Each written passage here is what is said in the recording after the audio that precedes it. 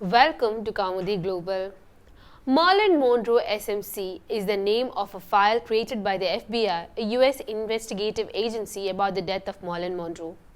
60 years after the death of Merlin, one of the Hollywood's all-time leading actresses and world-renowned actresses, one can doubt the file's relevance at this point of time, especially since a reinvestigation file was closed, underlining that Hollywood's golden girl Marilyn Monroe committed suicide by overdosing on sleeping pills.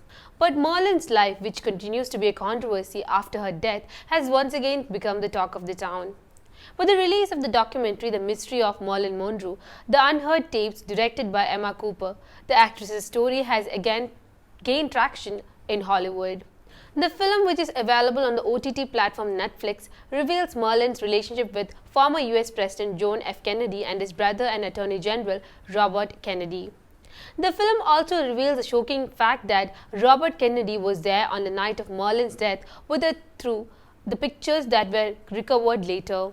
It was investigative journalist Anthony Summers who unearthed the mystery that shrouds the actress's death through the audio tapes. Summers, who had previously written a book about Merlin, was working on a documentary at Emma, the director's urging. Summers has produced 650 audio tapes of thousands of people who lived and worked closely with Merlin. The documentary also describes the FBI's cover-up operation in which Marilyn Monroe, who was addicted to alcohol and drugs and sought treatment for depression, committed suicide. The actress had often shared her inner turmoils with her close ones. The traumatic childhood she had during her stay at an orphanage haunted her until she died at the age of 36. She never experienced the love and care of a mother. She has had to take turns with 10 foster families. She came to the limelight of the glamour industry through modeling and aspired to become an actress. And she ended up fulfilling her dream with the help of some agents in the film industry. For that, Merlin had to make a lot of compromises. She was unsatisfied and desperate when she was hailed as one of the most famous women in the world and a celebrity in Hollywood. Though labeled as a drug addict, she was a great actress. She got good roles in many comedy films as well. She also won the Golden Globe Award for Best Actress. Her films Niagara, How to Marry a Millionaire, and The 7 Years Ick were all box office hits. Also known as a sex symbol in Hollywood directors had taken advantage of Merlin's ability to act in nude scenes. The first issue of the infamous Playbook magazine featured pictures of Merlin in full nudity. Her first marriage was to Joe DiMaggio, a famous American baseball player. It only lasted 9 months. She later married the famous playwright Arthur Miller. Even though she had conceived a baby, it got aborted, so did her marriage with him. Merlin had a long association with John F. Kennedy and Robert Kennedy. There is evidence that both of them had exploited her.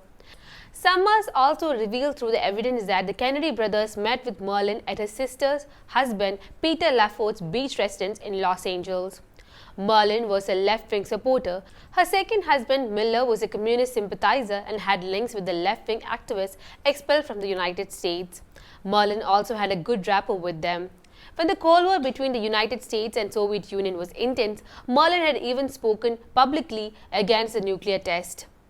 Then, at John F. Kennedy's birthday party, Merlin sang greetings in front of the president on Madison Square Island.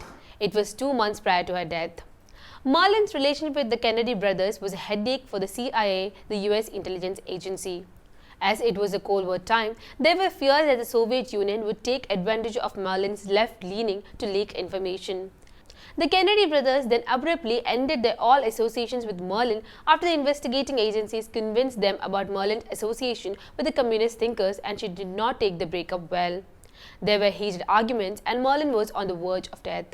According to police, she was found dead in her bedroom on August 5, 1962. It was 3:25 a.m. in the morning. But in contradiction with this, Merlin's PRO's wife alleged that her husband had gone to Merlin's residence at 11 p.m. on the day before her death and her body was found, and added that there were major problems in her residence.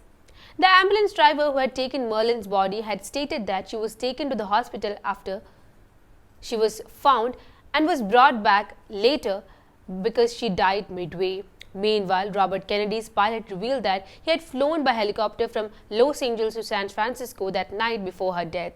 Summers ends his note saying that he is not saying that the Kennedys kill Merlin, but it was the circumstances that led to her death, he added. Merlin was not brought to justice by the investigative agencies, but time was held accountable for everything. John F. Kennedy was assassinated within 2 years of Merlin's death, and Robert Kennedy was assassinated 6 years later, and Merlin's legacy is still alive even today. I'm Neha signing out. If you liked the video, please subscribe to our channel and hit the bell icon to get the latest updates.